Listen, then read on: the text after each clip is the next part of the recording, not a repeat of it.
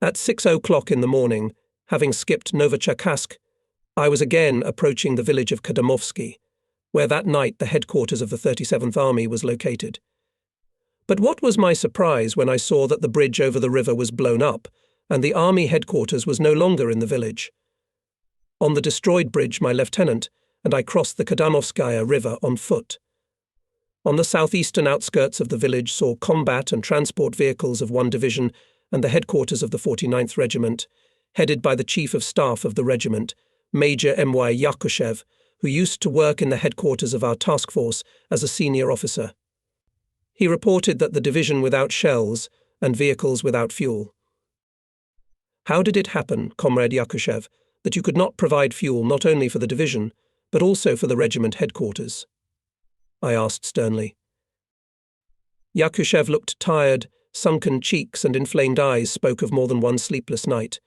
Stretching out at attention, he reported, Comrade Colonel, for the 6th day we have been fighting continuously.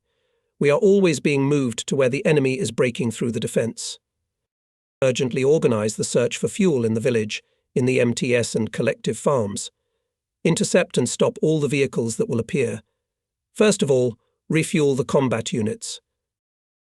To our luck, we soon managed to stop a tanker truck with fuel, which was searching for its tank unit for the 2nd day.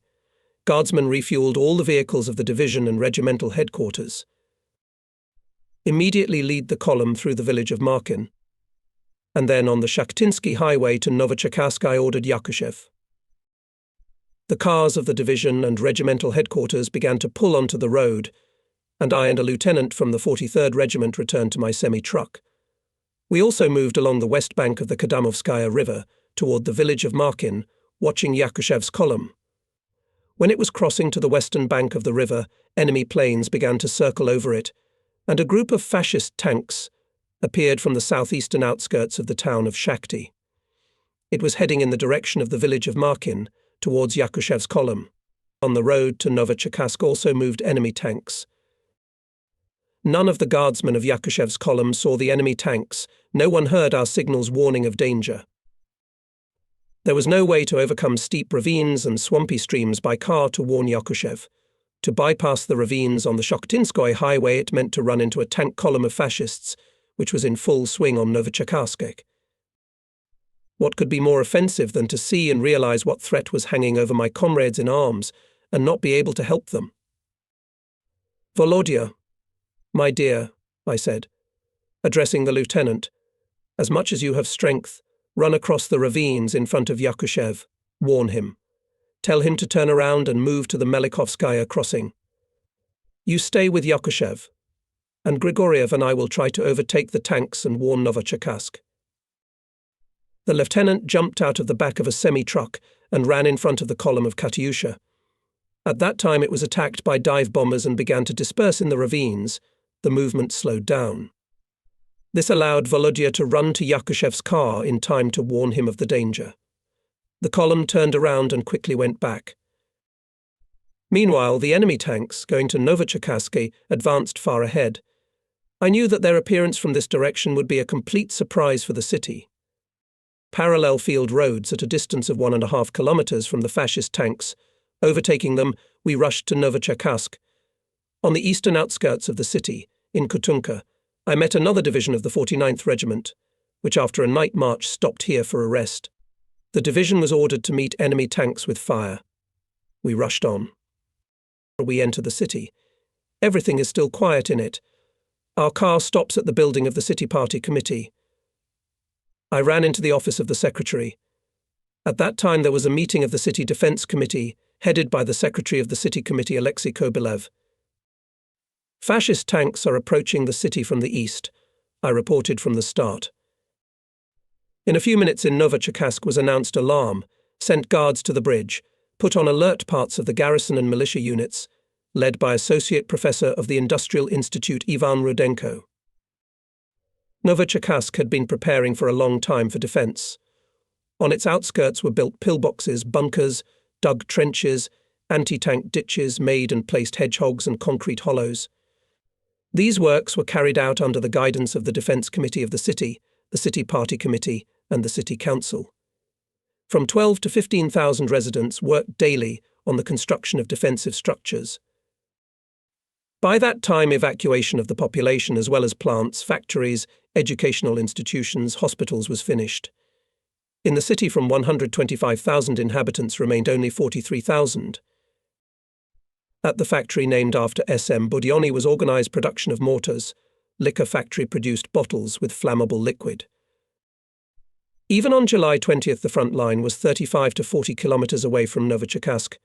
However, on the night of July 21st, the troops of the 37th Army were forced to leave the city of Shakhty, and enemy tanks suddenly approached Novocherkassk from the east, which was a complete surprise to everyone. I was concerned about the fate of Yakushev's column and the readiness for battle of the division of the 49th Regiment, and I hurried to Hutenok. When we crossed the bridge, we saw, to our dismay, that the division had not yet had time to take up battle order. Time had been lost. I ordered the division to immediately cross the bridge to the western outskirts of the city and prepare a fire on Hutenok, and myself decided to rush to the Melikovskaya crossing, where Yakushev's column was headed. Towards us, on the road coming from Shakhty, people were running, cars and wagons were rushing, and fascist tanks were moving after them, pouring machine gun fire on the refugees. Too late. I can't get to Yakushev, I thought bitterly. We turned the car around and returned to Novocherkassk. We went up to the city arch, and suddenly we see two of our T-26 tanks slowly creeping up the hill. One of them is towing the other one. I jumped out of the car, ran up to the head tank, jumped on the armor and shouted through the observation slot. Nazi tanks are coming from behind. They will be on the bridge now. Turn around. The tank stopped. But you can't turn around with a tugboat quickly. When the lead vehicle turned around, the first enemy tanks were already on the bridge. With a shot from 76mm gun, our guys managed to hit one German tank in the middle of the bridge.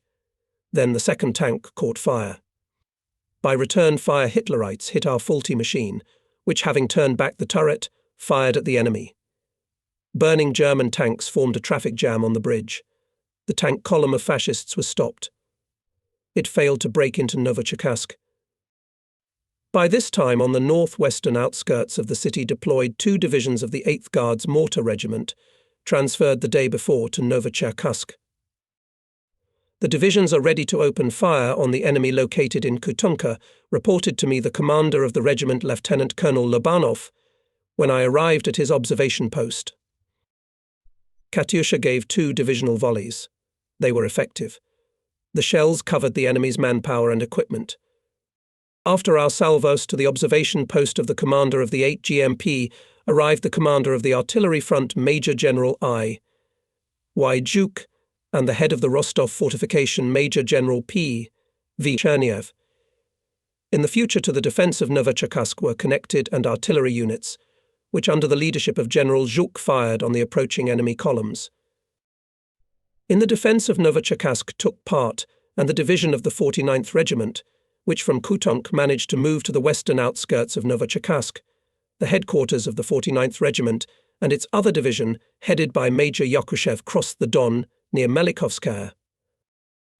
In the evening of July 21st, I received an order from the front headquarters to withdraw the Guards mortar units from Novocherkassk to Rostov.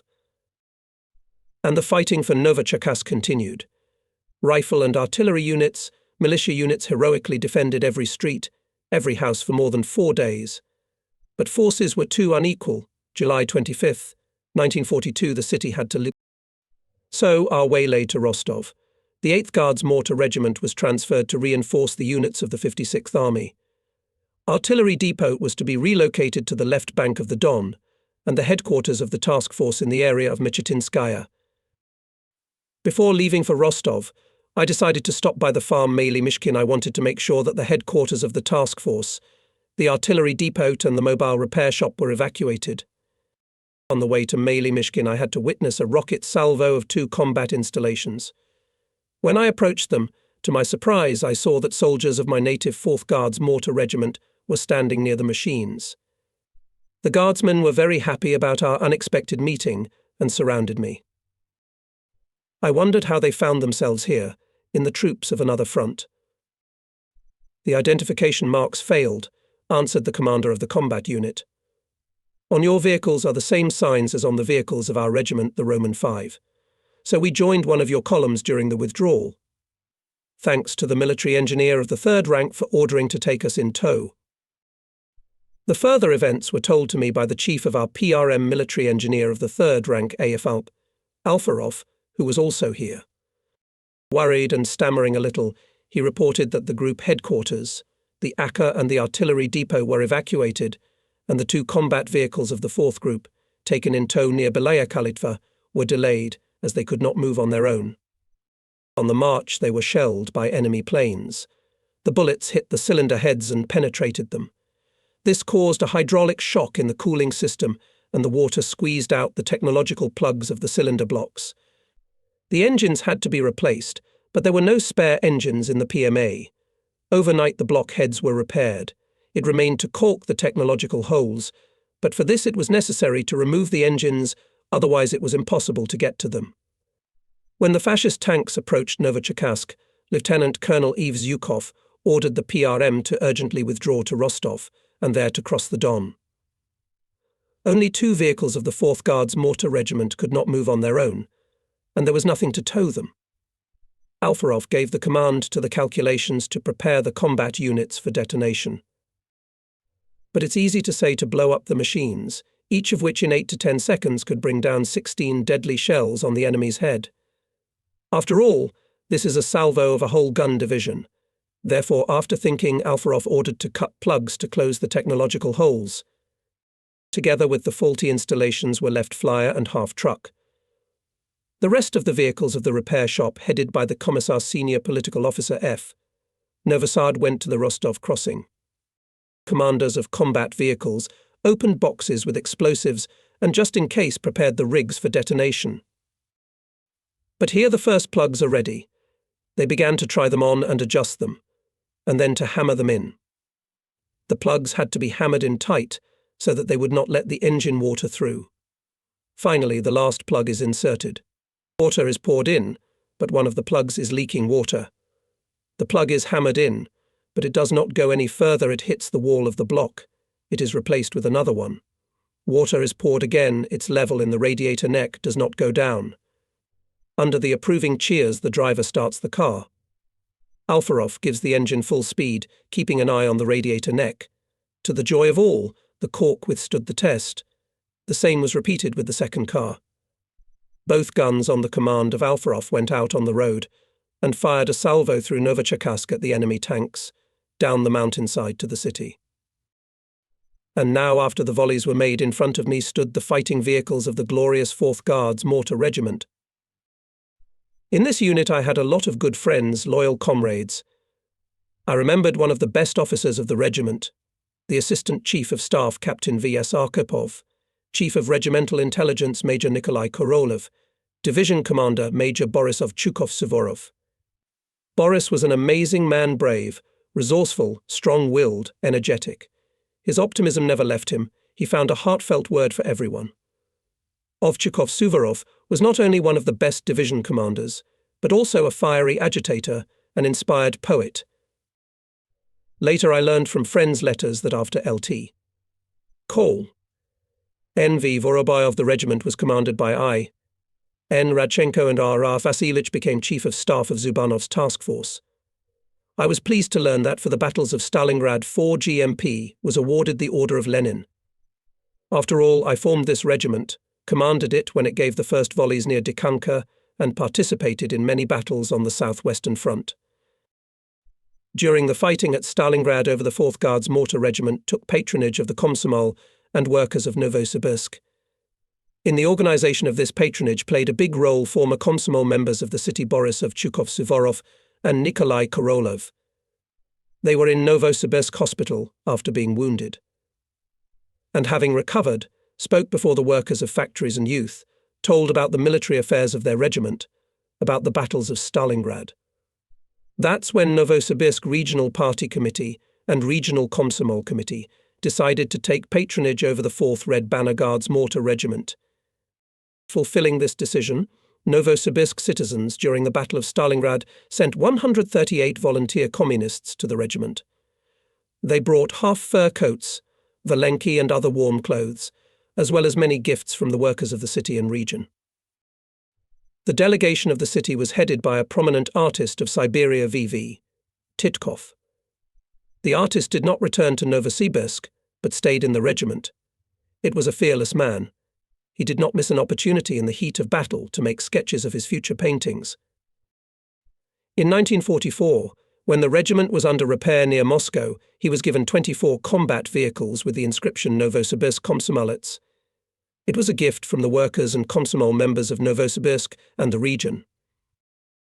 In 4 GMP regularly issued a multi-circulation newspaper Guardian, which was very much loved by the soldiers.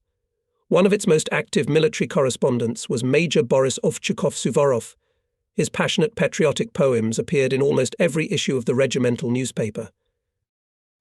My friends R.R. Vasilevich and I, N. Radchenko, who from the summer of 1944 became the head of the task force of the Third Baltic Front, wrote to me about all this.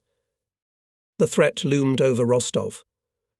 Not counting on heavy losses, the fascists were pushing the heroically fought troops of the 56th Army and managed to penetrate quite deeply into its defence. In some areas, in the Army's strip of the Guards, mortar units operated only one 14th separate division of sailors. On July 19, 1942, he took up a combat order on the outskirts of Rostov, which the enemy subjected to merciless bombing. On July 22nd at 12 o'clock in the afternoon, by the order of the artillery commander of the 56th Army, the division was tasked to take up a firing position near the airfield. At 15 o'clock the division was ready for battle. Intelligence, led by junior political officer Azerbaijov and Chief Petty Officer A.P. Shustov reported. P. Shustov reported that in the village of Red Crimea our enemy tanks, battery of Senior Lieutenant D.N. Beryashvili, opened fire on the advancing Nazis. The first attack was repulsed, but the silence did not last long. Exactly at 20:00, Abizov transmitted a radiogram: "The enemy tanks are approaching us." And a few minutes later he already asked to open fire on his observation post. An avalanche of enemy tanks was coming to Rostov. One by one fascist bombers were flying towards the city. Moskvin gave a command to the division, and the shells raced towards the enemy. That's when the Guards' lessons of direct fire came in handy. The sailors expected that the enemy planes would drop all their bomb load on the division's positions. After all, Junkers flew over them more than 3 dozen. But the unforeseen happened. The bombers, apparently frightened by the fiery comets fired by our Katyushas, abruptly changed course, flew away and did not show themselves until the next morning. And where the enemy's tanks were walling in, now the black smoke was rising high into the sky, the fires of burning vehicles were blazing. Abizov and his battle friends, fortunately, remained alive. The division withdrew to the reserve positions. Battery NMM Pavliuk, which had a reserve of shells for one more volley, covered the withdrawal, and when Pavliuk withdrew he was covered by another battery from the reserve positions. Nazi tanks stopped and opened fire on the batteries. At dusk the sailors hit the enemy vehicles with anti-tank rifles, orienting themselves by the flashes of shots. This duel continued until late at night. The commander of the 56th Army ordered the Guards to withdraw behind the Don. However, Moskvin and Yurovsky convinced him that the division could still continue the fight. Later, General Reshov sent Moskvin and Yurovsky with a liaison officer a letter that said, "I greet in your person the glorious Guards Mortar Division of sailors. They solved their tasks heroically. They are true sons of our motherland. In the battles for Rostov-on-Don the division laid down a lot of the sworn enemy. Fight for the motherland. Beat Hitlerites mercilessly." Major General Rizov, commander of the 56th Army. For this and subsequent battles near Rostov-on-Don, for the battles in the Salsky Steppes and the Caucasus Mountains, the division of sailors was awarded the Order of the Red Banner. The 8th Guards Mortar Regiment of Lieutenant Colonel Lobanov also supported the troops retreating to Rostov with its fire. On July 22, 1942, I arrived in this regiment. The headquarters of the regiment with one division was on the northeastern outskirts of Rostov, in a grove. I was met by the Chief of Staff, Major X.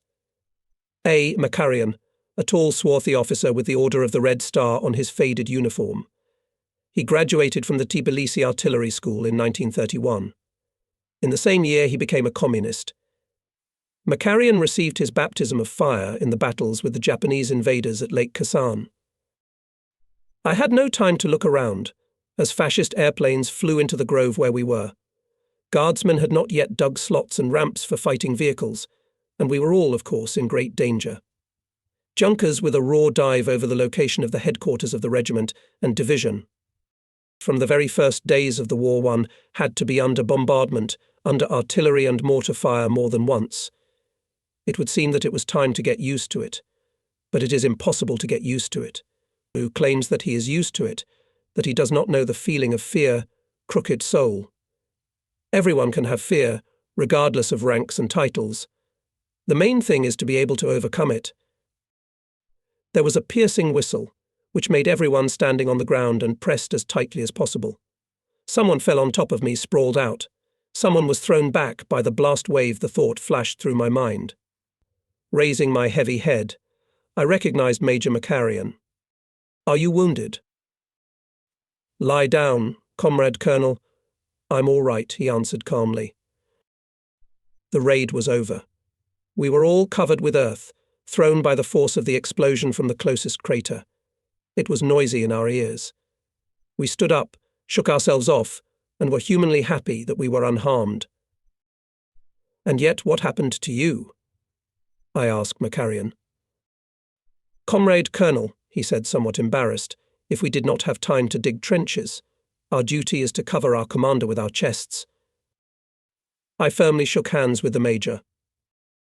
July 23rd, the Nazis broke into Rostov. Brutal street battles began. Over the city continuously circled enemy planes, bombing the railroad bridge and pontoon crossing near the grain elevator, leading through the Green Island on the left bank of the Don. In these sultry July days, the city was shrouded in a smoky haze of fires. There was nothing to breathe. The streets leading to the pontoon bridge were clogged with refugees, wagons of retreating units. The flow of people moved harshly, insistently, silently. The order instructed the front troops to first of all transfer the Guards' mortar units to the left bank of the Don. On July 22nd and 23, 43rd, 49th, 67th Guards mortar regiments and 101st Separate Division crossed to the left bank of the Don through Aksiskaya, Bagaevskaya and Melikovskaya crossings. From the left bank, these units covered the withdrawal and crossing of our troops. During 3 days, 2 divisions of the 49th Guards Mortar Regiment delayed the enemy near the village Sisatsky. The divisions destroyed up to a battalion of infantry, destroyed 3 crossings built by the enemy, hit and burned hundreds of vehicles. On July 23rd, the 8th Guards Mortar Regiment and the 14th Marine Division remained in the city. The front headquarters and the headquarters of the 56th and 12th Armies were on the move. It was impossible to establish communication with them. Pontoon crossing, although subjected to enemy air raids, but was not yet damaged. With great difficulty, by the end of the day on July 23rd, the 8th Regiment was ferried to the left bank. In accordance with the combat order of the front commander, it became operationally subordinate to the 18th Army. The column of the remaining vehicles of our headquarters was led by an officer of the 8th Regiment, a native of the city of Rostov, through the alleys to the bank of the Don. Moving then along the bank, we came to the pontoon bridge. At the crossing we met Moskvin and Yurovsky. "All shells were used up in the battle. The division is making its way to the crossing," Moskvin reported. After a while, the first vehicles of the division appeared. Thanks to the friendly and organized actions of Sailor's column of vehicles, and combat units crossed relatively quickly. Now all our units were on the left bank. I reported about it to a member of the Military Council of the Front, Divisional Commissar I. Larin, who was at the pontoon bridge. "This is good," said Larin. "Now you, Comrade Nestorenko, will have to lead the crossing, and Lomakovsky will be the commissar." To tell you the truth, I was not happy with the task. After all, I had to deal with the organization of combat mortar units. But Larin resolutely repeated, "You'll lead the crossing. Sailors from the Azov flotilla will soon arrive on boats at your disposal. Meet them and give them a task." So me and Lomakovsky had to lead the Rostov crossing. The commander of the 14th Division of Sailors Moskvin was ordered to allocate a group of 10 people headed by Lt. M. Biskupski at my disposal. In about 30 minutes, about 60 sailors of the Azov flotilla arrived on boats. They were headed by Chief Petty Officer Ya. F. Blinov. As soon as the sailors unloaded and lined up on the sandy shore, I addressed them with a short speech. Comrades sailors, a member of the Military Council of the Front has set us the task to eliminate the traffic jam as soon as possible, to ensure continuous movement at the crossing. To do this, we must block all side streets and alleys, do not allow to wedge into the central stream. I selected 5 tall sailors and ordered them to strictly monitor the order at the entrance to the crossing. In about 20 minutes the traffic jam was eliminated, and the pontoon bridge resumed uninterrupted traffic. So it went on all night. As we expected, with dawn began group raids junkers. They dive on the crossing, dropped bombs on defenseless people, the accumulation of cars and military equipment. Fuel tanks were burning, shells on ammunition cars were bursting. Sailors heroically extinguished the burning vehicles, dragged them aside with tractors and tanks, clearing the way. In order to somehow cover the pontoon bridge from dive bombers, we decided to set fire to a warehouse with sunflower seeds, which was close to the shore. Immediately, a huge black cloud of smoke rose, which for several hours covered the bridge with a dense smoke screen. The crossing was in continuous operation. During the smoke screen, there were no direct hits on the pontoons. However, the warehouse burned and the smoke dissipated. The bombs began to burst closer and closer. Shrapnel from one of them killed 3 sailors and mortally wounded Chief Petty Officer Blinov. I was slightly wounded too.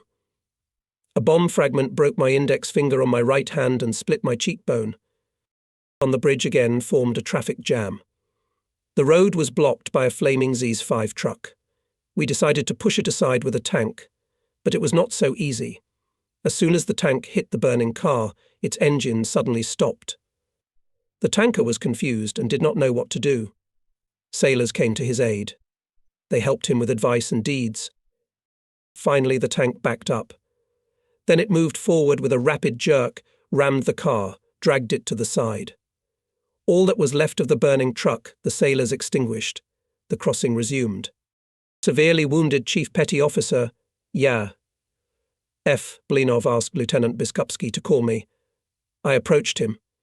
In a weakened voice, Blinov said, "Comrade Colonel, I'm dying, let me embrace you. Avenge me." His hand fell powerlessly. "Tell my sailors, tell them beat them. Hateful bastards. Avenge my mother's grief." I leaned over to him, hugged and kissed him, barely holding back tears. At the same time, bombs continued to explode at the crossing. The walls of the grain elevator shuddered from the explosions. At the very entrance to the bridge, the road was destroyed. There were huge potholes and a deep rut filled with water. With great difficulty, we managed to cover the potholes with sheets of boiler iron stacked near the elevator. Movement of people and military equipment on the pontoon bridge continued until 6 o'clock in the evening on July 24th. Thanks to the heroic efforts of the sailors of the Azov flotilla, the crossing worked almost without interruption, despite the junkers' raids. Self-sacrifice, determination and courage were shown by many sailors. Among them were Chief Petty Officer Blinov, Midshipman Bobrov, Petty Officer of the First Article Ovechkin, Lieutenant Biskupski, Senior Technician Lieutenant Kostylov, and many others. About 6 o'clock in the evening, during a massive raid of junkers, the pontoon bridge was destroyed in several places. It was now impossible to restore it. The traffic stopped. We announced to all those who were waiting that we had to cross with improvised means. At 19 o'clock on July 24th, an officer arrived by boat from the front commander, Lieutenant General R.Y.Y. Pai Malinovsky. He handed me the following note: Comrade Nestorenko, leave the crossing, arrive at Michatinskaya. Malinovsky, 24.VII.42. We loaded the seriously wounded who were in the elevator onto the boat and sent them across the Don. Colonel Lomakovsky, Lieutenant Biskupski and I crossed the wreckage of the bridge with great difficulty to Zeleny Island, and then to the left bank of the Don. Not far from the crossing among the dead, we recognized General Cherniev. We took his documents and orders, and the body, accompanied by Lieutenant Biskupski, was sent to Mechitinskaya. In the morning of July 25th, we reached Zhukovo-Tavricheskoye, where the headquarters of the 8th Guards Mortar Regiment was located. From there we went by car of the regiment commander to the front commander, who was in the village of Mechitinskaya. In the afternoon of July 25th, 1942, IN, Lomakovsky and I finally reached my headquarters, which, like the front headquarters, was located in the village of Mechitinskaya. The Chief of Staff LT, Cole, GV, Osmolovsky showed us on the map where the 8th, 43rd, 49th Regiments, the 14th and 101st separate divisions, the artillery depot and PRM were located by that time, reported on the condition of the units and their supply with shells and fuel. The 67th Regiment had not been contacted, and the headquarters had no information about it. Having received the necessary information, Lomakovsky and I immediately went to report to the commander. RIEA, Malinovsky, members of the Military Council I. Larin and L.R. Korniak and Chief of Staff of the Front A.I. Antonov with great attention listened to our report on the events at the crossing and the state of the Guards mortar units of the front. General Malinovsky briefly introduced us to the situation at the front. The enemy with tank and motorized units is forcing the Don, coming to the operational space at the junction of our and southwestern fronts. We have no mechanized and tank reserves, little artillery, aviation, tanks. Realizing the seriousness of the situation, I made a proposal, which we dearly discussed with Lomakovsky. Its essence was as follows. I proposed to oppose the enemy's tank and motorized columns with mobile troops, and first of all with Guards mortar units. With their maneuver and massive volley fire, they will be able to delay and disperse enemy columns in this flat terrain, destroy it in areas of concentration. From our regiments can quickly assemble a group of 60 combat vehicles, one volley of which will amount to about 1,000 shells. On the Menich Channel we managed to take to Salsk more than 10,000 shells M13 and 6,000 shells M8. The units are combat ready, I finished. To cover them should be given small arms units, planted on vehicles, anti-tank and anti-aircraft weapons, if any. We will discuss your proposal, after a little thought, said the commander. And while this issue will be resolved, have a snack and rest in the next room. An hour later, 2 hours later, we were awakened, and General A.I. Antonov handed me a combat order, according to which was to form a mobile group, and I was appointed its commander. The group consisted of the 176th Infantry Division, 8th, 43rd, 49th Guards Mortar Regiments, 14th Independent Guards Mortar Division, a separate tank battalion, anti-aircraft artillery, motor transport. Instructing me, R.W. Malinovsky said, "Do not lose time, Act. Report to us on the progress of the formation of the mobile group. I wish you success." General A.I. Antonov added that the orders to the Chief of the Rear and the commander of the 176th Infantry Division, Colonel Iowa Rubeniuk, already given. Having given the necessary orders, late in the evening Lomakovsky, Captain Smirnov, Ensign Bobrov, Senior Lieutenant Liso Ivan, head of radio communications, with radio operators and radio station RB, we left in 2 cars to the headquarters of the 176th Infantry Division in the village of Dokhny, located 40 kilometers northwest of Mechitinskaya. By the time we arrived at the division headquarters, the commanders and commissars of the units that were part of the mobile group, according to the combat order, had arrived. The combat order of the front headquarters was read to the assembled. Then they heard brief reports from the commanders on the condition and provision of the units.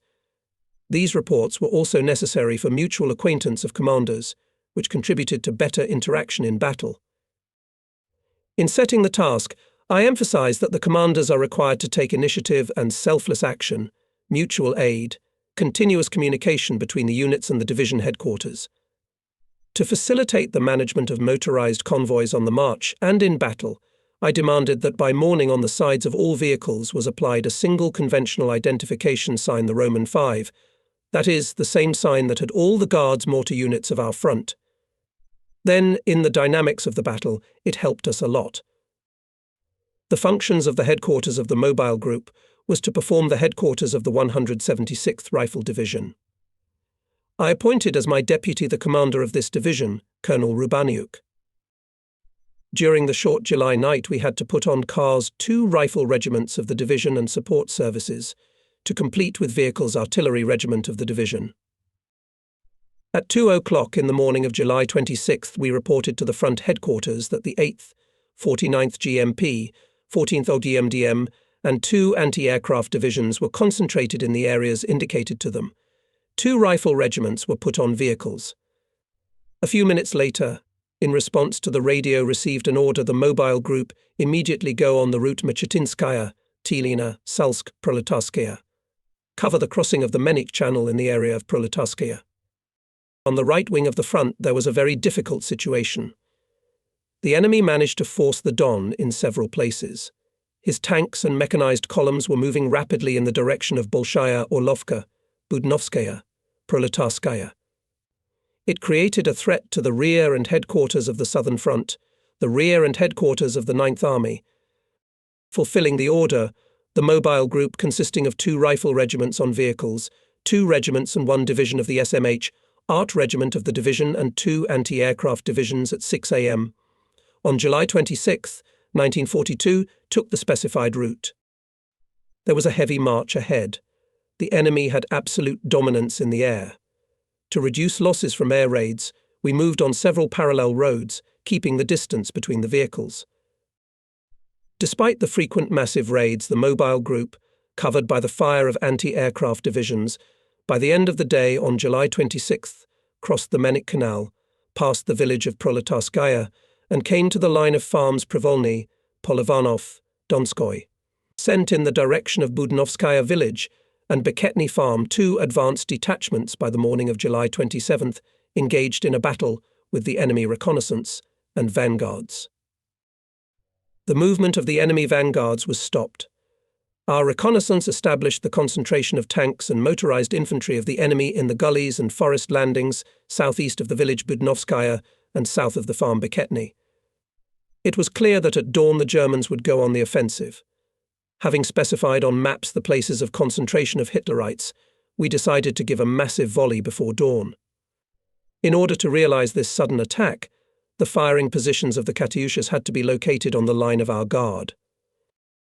Divisions went to the positions at night. The vehicles moved without headlights, in total darkness, observing the strictest order and silence. We outlined hidden and most convenient access roads and ways of withdrawal of vehicles from firing positions after the salvo. Before the batteries went to the firing positions, we set up a combat guard with machine guns and anti-tank guns. It was no less difficult at night to aim the combat vehicles at targets in close proximity to the enemy. In the fire raid participated 28 units from the 8th GMP, 20 units from the 49th GMP, and 10 units from the 14th OGMDM. A total of 58 combat vehicles. Their salvo totaled 928 M13 shells. Approximately an equal number of installations were aimed at each area of concentration of the Nazis. The commanders of the units, Lieutenant Colonels Lobanov, Sukushia, Lieutenant Captain Moskvin, successfully accomplished the task. At 3 hours 30 minutes on July 27, 1942, a volley was given simultaneously by all 58 installations. The sudden and powerful blow stunned the enemy. In the areas of fire raids broke out pockets of fires. The fascists began to retreat indiscriminately. It was decided to pursue the enemy and go to the line Budenovskaya village, farm Beketny.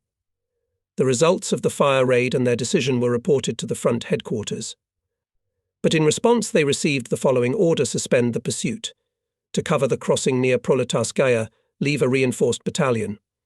The group immediately move out along the route Salsk, Tilina, Klobodany, Malo Kuznetsovka. Take the defense at the line Bezvodny, Krasny Luch, Popov.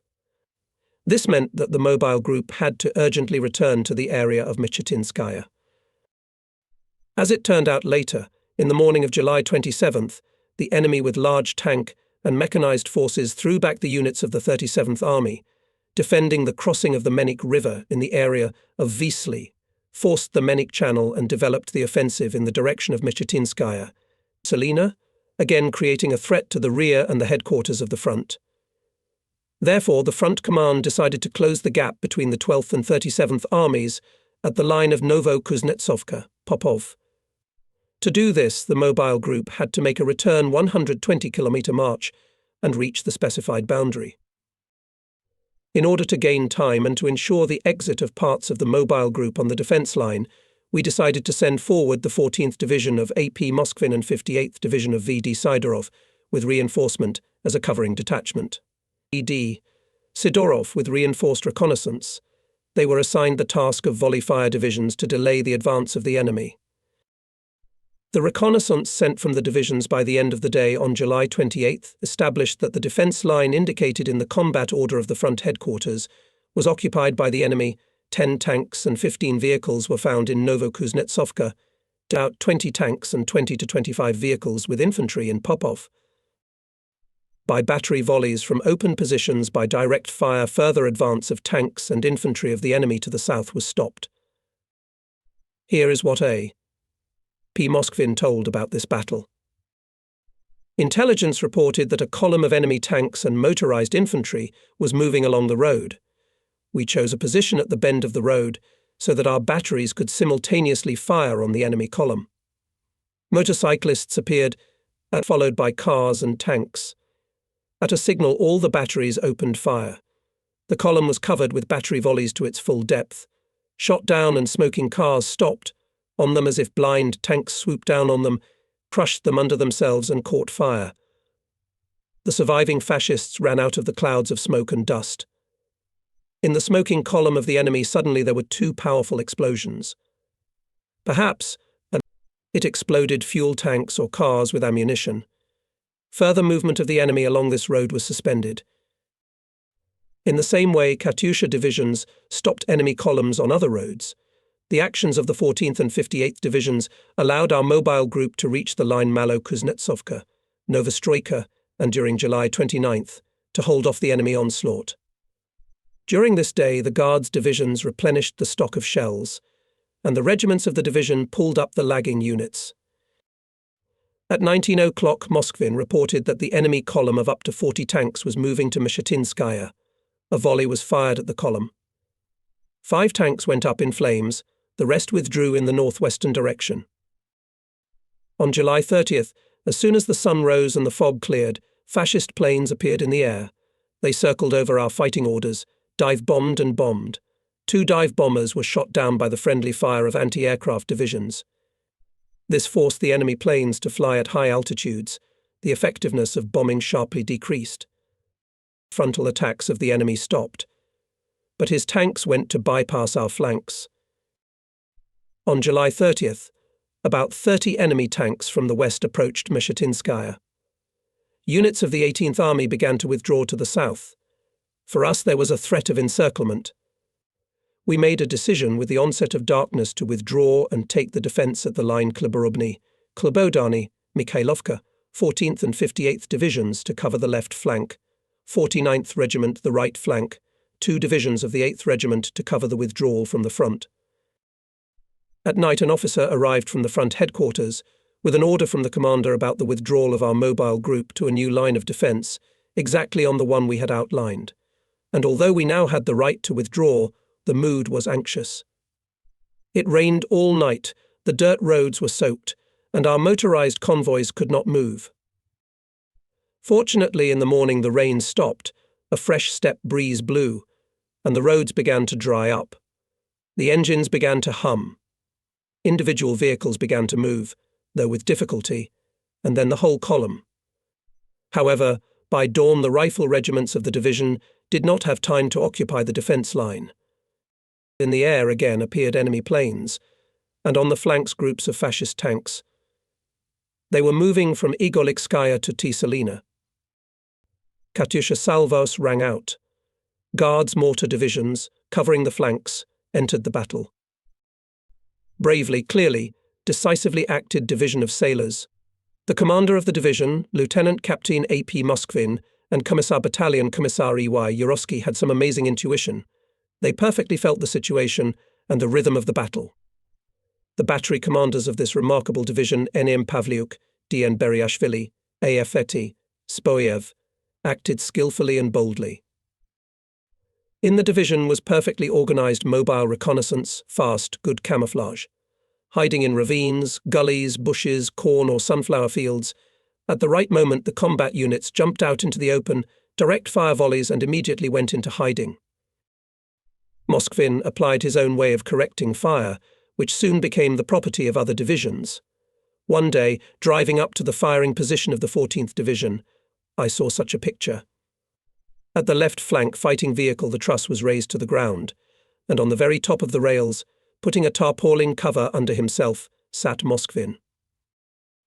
Yurovsky, the division commissar, reported to me that the commander was personally conducting observation and correcting the division's fire on enemy tanks and motorized infantry. After a while Moskvin, tanned, excited, got off the guides, quickly came to me and clearly reported. "Comrade Colonel, the attack has been repulsed. We set fire to 5 vehicles and 3 tanks that were moving in a column along the road." Then regretfully added, "It is a shame that our shells have a large dispersion, and the installations do not allow to let the enemy at close range. It is a pity that there are not enough shells in the division. We have to fire with separate installations. If we were to give a divisional salvo, it would be a different result." I thanked Moskvin for brave actions and asked him to pass my gratitude to all soldiers of the unit. Sailors forced Hitlerites to withdraw and covered the road from Igolikskaya to Tiselina. Before receiving the order from the front headquarters, we had to keep the defense on the line of Selina and not to let the enemy to Salsk. Continuous battles, long marches and sleepless nights greatly tired the personnel of the mobile group, especially the drivers. Under the pressure of fascist tanks pursuing the mobile group, the regiments of the 176th Rifle Division could not hold on the outskirts of Tiselina and withdrew to the river Sredny Egolik. The 8th and 49th Guards mortar regiments and the 14th Marine Division took the brunt of the defence of Tiselina. The fire of the divisions of the 49th Regiment was adjusted from the roofs of buildings located on the northwestern outskirts of Tiselina by the Chief of Staff, Major Yakushev. The fire of the divisions of the 8th Regiment was directed by the regimental commander, Lieutenant Colonel Labanov, and the Chief of Staff, Major Makarian. Firing from closed positions, the divisions repulsed the attack of enemy tanks from the north. And at 15 o'clock on July 31st, up to 20 tanks attacked us from the southwest, from the farms Proletarsky and Samarsky. Hitlerites tried to cut off ways of withdrawal to the south to the 8th and 49th Regiments. Transferred to the southwestern outskirts of Selina Division of the 8th Regiment under the command of Captain N.V. Skerda hit 3 tanks with a volley from an open position. The rest sharply changed direction, turned around and quickly moved back to the farms. The battle near Tiselina lasted for several hours. Radio communication with the front headquarters and the headquarters of the GMCH group was interrupted. We were waiting for the arrival of the liaison officers Captain A. P. Borodankov and Capt. P. Borodankov and Captain N.A. Smirnov. Both had packets with a combat order, which indicated the direction of departure of our group. We never waited for Captain Borodankov. The U-2 airplane on which he was flying was shot down near the State Farm Gigant and burning fell on the territory occupied by the enemy. This was reported to me by Major Yakushev, Chief of Staff of the 49th Regiment. Captain Smirnov, who left by car, also did not appear. Meanwhile, the enemy attacked more and more actively from different sides, trying to bypass us from the flanks and break through to Selsk. At 17 o'clock on July 31st, enemy tanks, hiding behind plantations, stealthily entered the zone, not affected by the fire of our divisions. Single tanks broke through to the northeastern outskirts of Selina and sought to cut the road to Salsk. We had to give the 49th Regiment a command to withdraw south, cross the Sredny Egolik River, support the defence of the 176th Rifle Division, and cover the withdrawal of the divisions of the 8th Regiment. Finally, the communications officer Smirnov arrived and reported that the front headquarters had left Salsk. The artillery depot of the GMCH had been evacuated. We were offered to withdraw immediately to the frontiers Sredny Egolik, Lapanka, Tatsin. Leaving the last Tiselina, we with Labanov right on the road deployed the closing battery and gave a direct volley at the Nazi tanks. The distance to the place of concentration of Hitlerites was less than the minimum sight, and most of the shells were flying over, but some of them still exploded in the target area. Deploying the battery on direct aiming, we did not notice how 2 German tanks, covered by a railway embankment, approached us at a distance of 300 to 400 meters. They opened machine gun fire. The drivers of our vehicles showed exceptional restraint. After the volley, they turned their rigs 180 degrees and quickly took them out of the fire. Lobanov and I were on the step of the last car. When we approached the crossing at Tatsin, the division of the 49th Regiment gave a salvo on the southeastern outskirts of Salina, from where the enemy tanks were coming out. By the fire of the 49th Regiment, further advance of the Nazi tanks was stopped. However, soon the enemy managed to capture the station Sredny Igolik. There was a threat to our left flank. I contacted Moskvin by radio and ordered him to throw back the enemy. Moskvin had already sent forward reconnaissance by automobile, and the division on the field roads followed it. Night was coming. The way Katyusha was illuminated by the torch of the burning grain elevator. We met refugees who said that German tanks were close. Some of them had allegedly gone to Belaya Glina and Razvolnoye. It turned out that the division goes in the bag, but Moskvin did not change the direction of movement. He hoped for his reconnaissance, but was ready, like Commissar Yurovsky, for any surprises. Moskvin and Yurovsky rode on the footplate of the lead car, holding hand grenades in the pockets of their bushlats. At last the reconnaissance team appeared. It had already selected combat positions and prepared data for firing on the cluster of enemy tanks. The division's salvo was placed successfully. Now the sailors had the task to ride the road and prevent enemy tanks from entering the village of Peshenukskaya. The division positioned itself in the landings. For direct fire under the front wheels of the combat unit's sailors undermined the ground. Reconnaissance settled in a kilometre from the combat positions on the crest of a small hill. Communication with the scouts was maintained by radio and marine semaphore. Here appeared the tanks, coming in a deployed formation. Gave a volley of one installation. The tank in front was shrouded in smoke, stopped, the rest turned back. About 40 minutes later, the tank attack resumed, but was again repulsed. The third time the tanks appeared from the flank, camouflaged by bushes. They were spotted by the guards and opened fire on them. The surviving enemy tanks retreated back into the gully. So the division of sailors thwarted several attempts of Hitlerites to pass to Peshenokopskaya. However, the onslaught of the enemy did not weaken. The reconnaissance again reported about the approach of tanks. They were moving at full speed along the road, shooting at our scouts who were leaving by cars. Beriashvili's battery gave a volley. But this time it was not quite successful. Other batteries, because of lack of shells, could not enter the battle. Quite unexpectedly, the 58th Division of Captain Sidorov came to the aid of the sailors and fired a salvo at the attacking enemy tanks. Several vehicles caught fire. The rest slowed down, changed direction, but continued to move to Peshenokopskaya with a wide deployed front. They needed shells.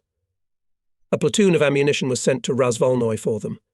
It had to return through Peshenopskaya, but enemy tanks were already entering there. What to do? Moskvin gave Lieutenant Petrov the task to rush through Peshenokopskaya in a semi-truck at maximum speed and warn the platoon of ammunition. In a few minutes, Petrov, with scouts as a whirlwind, rushed through the village in full view of the amazed Hitlerites. 10 cars with ammunition, approaching Peshenokopskaya, turned to another road, bypassing the village, and safely arrived at the division. Sailors were in intense fighting for the 8th day, and it was decided to give them a break. On the night of August 2nd, the division arrived at the place of rest. In the morning they put in order the material part and vehicles.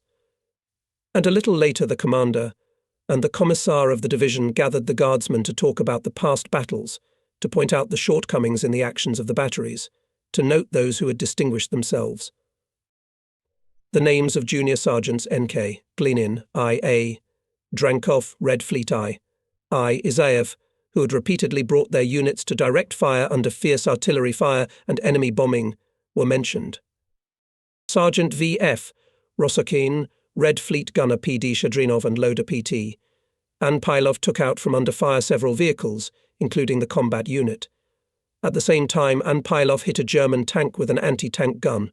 Senior Sergeant VV Gagarin, under enemy fire, repaired damage in the electrical wiring of the combat vehicle and fired 2 direct-fire salvos. In all divisions told about the courage of Staff Sergeant Iskakov Orumbai Iskakovich. Under heavy bombardment, he reloaded the fighting vehicle at the waiting position and under artillery fire brought it to the firing line. Despite the heavy fighting, the mood of the sailors was cheerful, fighting. They even organized an amateur art concert. Waltz Chechetka performed by the Chief of Staff of the division, Senior Lieutenant and Vinogradov, Lieutenant E.M. Biskupski, imitating the artist Henkin, Red Night at the Cottage, and Seeing in the Air Messa changed the ending. Instead of the words Somewhere Jazz played, he read Messerschmitt Flew In, which caused friendly laughter. Then they sang Katyusha in chorus. I was told about this amateur concert by Regimental Commissar Drozhdin, who was in the division at that time. The right flank of the mobile group was covered by the 271st Division of Captain L.P. Kashkin. In the battle near the farm Polovansky, which is 7 kilometers from Razvolnoye, bravely acted Battery Senior Lieutenant I. L. Koifmana. It took up firing positions to the south of the farm. The sun was scorching mercilessly. Wherever you looked, everywhere stretched a silent steppe, in some places crossed by gullies with sparse bushes. The battery camouflaged and froze. On the roofs of the farmhouses and trees near them, observers settled down. Soon they noticed that the enemy tanks and motorized infantry approached the village Nikolevskaya. The combat vehicles were aimed at the target, which was well observed and was in reach.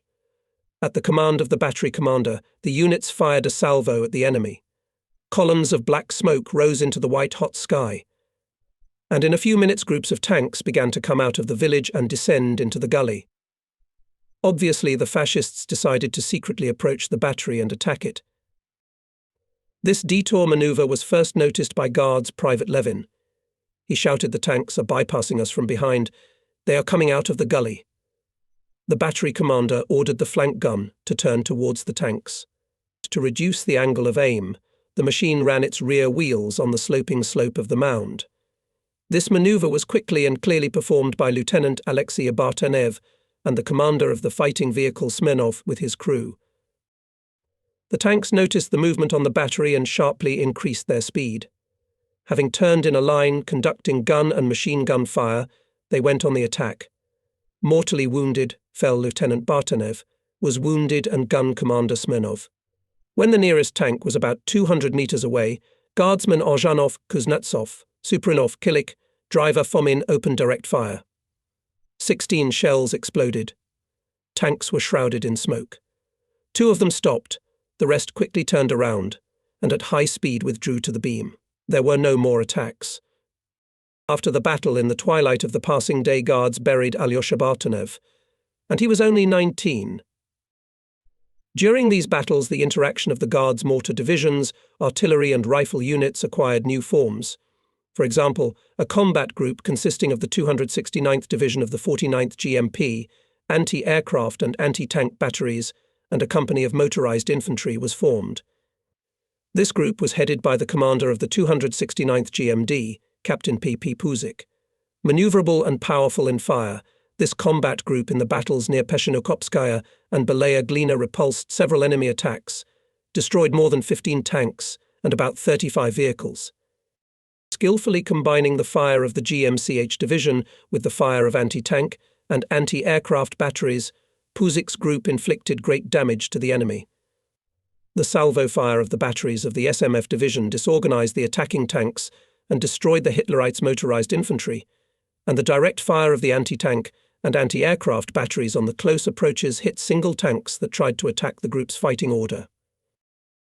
Using the tactic of successive withdrawal to intermediate lines of defense and mutual fire cover, this group in the performance of combat tasks and when leaving the threat of encirclement had relatively small losses.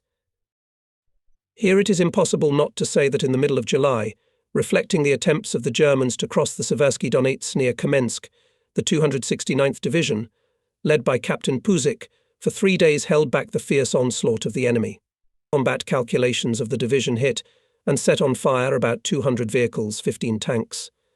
About 1,000 Hitlerite soldiers and officers were killed and wounded by the fire of the division. Divisions of the 49th Guards Mortar Division, under the command of Captains Puzik, Smirnov, Kashkin during the actions in the Mobile Group, as well as the 14th Separate Guards Mortar Division of Sailors, covered themselves with unfading glory. The advance of enemy tanks and motorized infantry was suspended. Regiments of the 176th Infantry Division took up the defence along the crest of the uplands at the line of Belaya Glina, Razvalnoy. In the village of Belaya Glina we managed to establish communication with the units of the 12th Army, which were occupying the defence on our left. The front temporarily stabilised. The headquarters of the Mobile Group was located in Zhukovsky. The actions of the Mobile Group had its own peculiarities. From the front headquarters by radio and through the liaison officers we received information from air reconnaissance about the direction of movement of enemy columns. In these directions we sent out reconnaissance in vehicles, followed by Katyusha divisions with infantry mounted on vehicles and anti-tank batteries. On detected enemy columns, Katyusha opened salvo fire. The infantry and anti-tank batteries occupied the defence, blocking the roads along which the Nazis were following, and covered the fighting order of the Guards divisions. If the enemy appeared on the flanks, the infantry and anti-tank batteries under cover of fire of divisions withdrew to the next line. There they deployed in combat order and covered the withdrawal of the divisions. This plan of interaction was proposed on the day of formation of the Mobile Group and was successfully implemented in battle. Waging rearguard fighting, the Mobile Group was divided into two parts. 176th Rifle Division with 49th GMP and 2 divisions of 8 GMP under the command of Rubaniuk withdrew to Nalchik and Ordzhonikidze. 14th Marine Division, 58th Division of 8 GMP withdrew to Armaver, Maikop, Belorikinskaya. In the same direction with the troops of the Southern Front retreated the 48th and 101st Separate Guards Mortar Divisions M8, 1 division of 2 GMP, 2 divisions of 67 GMP, and 3 divisions of 25 GMP. Despite the very short period of formation of the Mobile Group, the limited amount of ammunition in the artillery and mortar units that were part of it, the group with its manoeuvring actions and volley fire managed to delay the advance of German tank and mechanized columns, which had entered the operational space in the gap between the southern and southwestern fronts at the line Budanovskaya, Beketny, and then for 3 days delayed the enemy in the defence area between the 12th and 37th Armies. Not a single frontal attack of enemy tanks, and even more so of motorised infantry against the volley fire of the Guards mortar units, did not reach the target. Only flank detours and strikes forced the Mobile Group to withdraw to other lines. After Katyusha salvos, the enemy tanks, as a rule, stopped, changed the direction of movement, began to rush in different directions, becoming good targets for anti-tank artillery. Guards mortar units, which became the basis of the Mobile Group, was a manoeuvrable and powerful artillery means of reinforcement. Delaying the enemy, they reduced the pace of his offensive. It was perhaps the only case in the history of military operations when the main burden in the fight against tanks and motorized infantry of the enemy took the Guards mortar units, and the rifle units were subordinated to the head of the task force of the front. During the period of heavy defensive battles of the Southern Front troops, the Mobile Group fulfilled the task assigned to it, providing decisive opposition to the enemy's motorized and tank columns.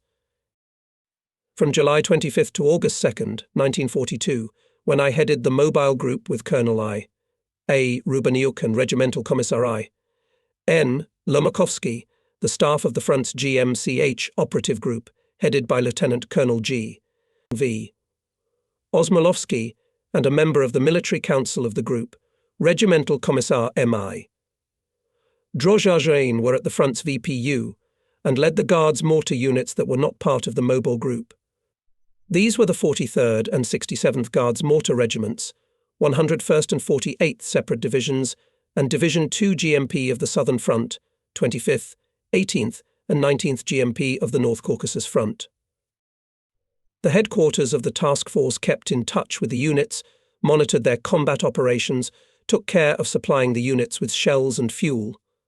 On the basis of the decision of the front command, it gave combat orders for reassignment.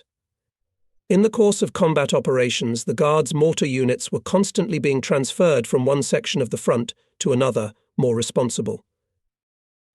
During the fighting in the Salish Steppes and in the Kuban, the Military Council of the Operational Group of the GMCH Front simultaneously led the Guard's mortar units and the Mobile Group. The headquarters of the Mobile Group kept in touch with the headquarters of the Front and the GMCH Task Force by radio. However, because of the frequent relocation of headquarters, there were interruptions in radio communication, and there were no duplicate stations. Communications officers sent by automobile arrived, as a rule, with great delay. However, 2 U-2 liaison airplanes were assigned to the Mobile Group. One of them quickly went out of service. On the second, constantly flew communications officer Captain A.P. Borodankov. But even this airplane Hitlerites managed to shoot down, after which our communication with the front headquarters became even worse. All this led to the fact that we did not receive some orders and combat orders in time.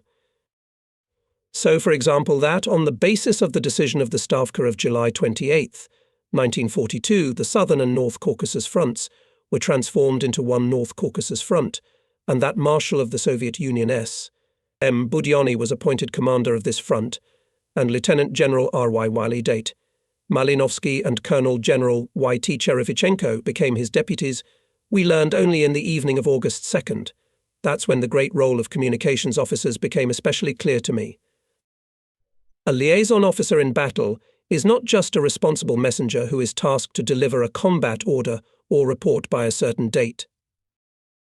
He is a trusted person of the commander, must have a broad operational and tactical outlook, be able to quickly navigate the situation. The liaison officer must be able to operate modern means of transportation, shoot with various types of weapons. Today he is under fierce enemy fire, crawls to the observation post or to the forward units. Tomorrow he flies an airplane, drives a motorcycle or a car, rides a horse or overcomes a water obstacle. In any weather, day or night, he is obliged to fulfill the task by the deadline. Especially great is the role of a communications officer in the dynamics of combat operations. In May 1942, A.P.B. Borodankov, as the best battery commander of the 2nd Guards Mortar Regiment, was assigned to the operational department of the operative group of the front. In early July 1942, he was sent as a communications officer to the disposal of the Chief of Staff of the front, General A.I. Antonov. Borodankov had to use a liaison airplane, drive a car. He twice swam across the Don. Since the creation of the Mobile Group, Borodankov, with pilot Starshinov, flew to Bataysk, Selsk and other points, reported to our units the direction of enemy tank and mechanized columns. In the evening of July 30th, I handed Borodankov, exhausted, not fallen a few days, a secret package. It contained a special report and a map of the Mobile Group. They had to be transferred to the front commander, communication with which was lost. The pilot managed to find the headquarters of General R.Y. Malinovsky. After reading the report, Malinovsky ordered Borodankov to fly back and give me a package with a combat order, which indicated the direction of withdrawal of the Mobile Group and the next lines of defense. In the area of the State Farm Giant, the plane was attacked by Messers. One of them came from the side of the Sun and machine gun burst through the engine. The U-2 burst into flames, tumbled. The fire engulfed the cabin. Borodankov saw how a sharp roll pilot fell overboard. The uncontrolled machine was rapidly falling down. Borodankov grabbed the handle, duplicated control, and with great difficulty leveled the plane. Landing the car engulfed in flames, Alexander Petrovich received severe burns. Fortunately, his eyes, covered by flight goggles, were not injured. From the strong impact on the ground, Borodankov was thrown out of the cockpit. He threw off the burning tunic and immediately saw that Hitlerites were running to the plane. Borodankov grabbed his gun, but terrible pain stiffened his movements. The burned skin was coming off his hands. Overcoming the pain, he began to shoot. Soldiers of the airfield team came to his aid. Losing his last strength, Borodankov managed to tell them that he was a communications officer and must by all means deliver the secret package to its destination. He was brought to the aviation unit near Belaya Glina, and soon the airplane with the secret package took off. I learned about the further fate of Borodankov after the war. More than 2 years Alexander Petrovich was in different hospitals, underwent several plastic surgeries. After treatment he could hold a pencil with his disfigured fingers and turn pages. Good physical hardening, great willpower helped him to graduate from the Law Institute. Now Borodankov lives and works in Leningrad. He was awarded the title of Honored Lawyer of the RSFSR. In 1958 we met with Alexander Petrovich in Leningrad, and soon after that I wrote a letter to Marshal of the Soviet Union R.Y. Malinovsky, then Minister of Defense of the USSR, with a request to note the feat known to him communications officer. In February 1958, at a solemn meeting of the workers of the city of Leningrad and the soldiers of the Leningrad garrison, dedicated to the 40th anniversary of the armed forces, the commander of the Leningrad military district, the Marshal of the Soviet Union Ni Krylov, read the order of the Minister of Defense of the USSR to award Alexander Petrovich Borodankov personal gold watch, and by the 25th anniversary of the victory over Nazi Germany, Borodankov was awarded the Order of the Red Banner. At about 1 o'clock in the afternoon of August 2nd, I received the following radiogram to the head of the mobile group, Colonel Nestorenko, immediately report to Marshal Budyonny. Together with Lomakovsky, I left for Golkovichi, where the headquarters was located. At the head of the mobile group remained the commander of the 176th Rifle Division, Colonel Rubenyuk, who proved himself as a very brave, strong-willed, energetic officer. We did not catch Marshal of the Soviet Union S.M. Budyonny in Golkovichi. He left for Armavir. The Front VPU and the headquarters of the GMCH operative group were preparing to move to Belorekenskaya. Having received the necessary data on the location and condition of our units, Ivan Nikiforovich Lomakovsky and I left for Armavir. On August 2nd, the enemy with large forces of infantry and up to 200 tanks went on the offensive and seized Rasipny, Zhukovsky and Krasnaya Polyana. From this boundary, one tank corps of the enemy struck at Kropotkin and the second at Stavropol. To cover Armavir, the front command hastily transferred from the Black Sea coast of the 1st Independent Rifle Corps of Colonel M.M. Shapovalova. However, he did not have time to take the defence, and on August 3rd, under the blows of the enemy tank corps, was forced to withdraw behind the Kuban on a wide front. Fascist planes were circling over Armavir. In the centre of the city, bombs were bursting and fires were burning. At the bridge, rearguard units of the 1st Independent Rifle Corps entered the battle. Moskvin's 14th Division, Sidorov's 58th, Logvinov's 48th, and a combined battery of the 43rd Guards Mortar Regiment covered the crossings on the rivers Sinyuka and Chamlik with their fire. Tanks and motorized infantry of the enemy began to bypass their flanks, threatening to encircle them. On August 6th, the divisions withdrew behind the Laba River. With the help of the headquarters of the 14th Division, we managed to unite their actions at the site of Labinsk, Kurganaya. The 14th and 58th Divisions disrupted by fire all enemy attempts to force the Laba. On the night of August 7th, Lomakovsky and I left for Belorekenskaya to the front's VPU. There was also the headquarters of our task force GMCH. Here we learned that 18 and 19 GMP with troops of the 51st Army were transferred to the Stalingrad front, 25 GMP and 101 OGMD were now operationally subordinated to the 56th Army and moved to Krasnodar. 49 and 8 GMP with units of the 176th Rifle Division were retreating to Nalchik with heavy fighting. 2 divisions of 67 GMP, headed by Major Nozarev and Captain Kabelnikov's division, from 2 GMP retreated to Maikop. About 43 GMP, which was operationally subordinated to the 37th Army, was not known.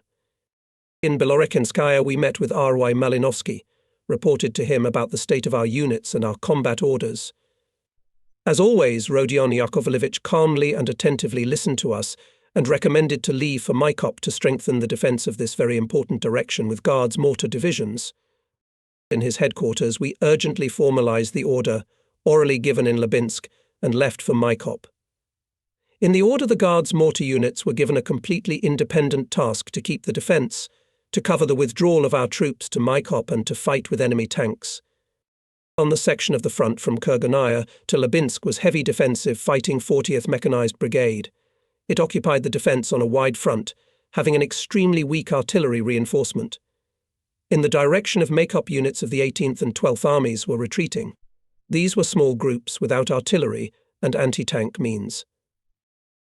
We had to combine the efforts of the Guards mortar divisions to put a powerful fire barrier in the way of the enemy. Having consulted with Lomakovsky, I decided to appoint Lieutenant Captain A.P. Moskvin, a very brave and determined man, Commissar Battalion Commissar E. Y. Yurovsky, a judicious and strong-willed officer. The subgroup consisted of the 14th, 58th, 48th separate divisions and the combined battery of the 43rd GMP. Moskvin's task was to establish communication with the 40th Mechanized Brigade, the headquarters of which was in Anarkovo, together with the brigade commander to develop a plan of defense on the Laba River and prevent the enemy from advancing to Maykop.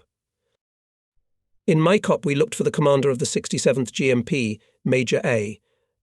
Nozarov, and the division commander of the 2nd GMP, Captain I. L. Kabolnikov. Nozarov I ordered to establish communication with the commander of the 383rd Rifle Division, General K. I. Provalov, and Moskvin's group, to cover the withdrawal of our troops to Maykop by the fire of their divisions and to prevent the breakthrough of enemy tanks.